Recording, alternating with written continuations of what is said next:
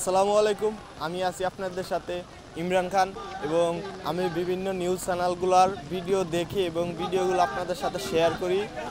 বর্তমান পরিস্থিতিকে নিয়ে কিছুদিন আগে নিউজ আমরা দেখলাম যে পুলিশের সাথে রংপুর ছাত্র আন্দোলনকারীদের সাথে সংঘর্ষ এবং দাওয়া পাল্টা দেওয়া চলেছে। আমরা আপনাদের সাথে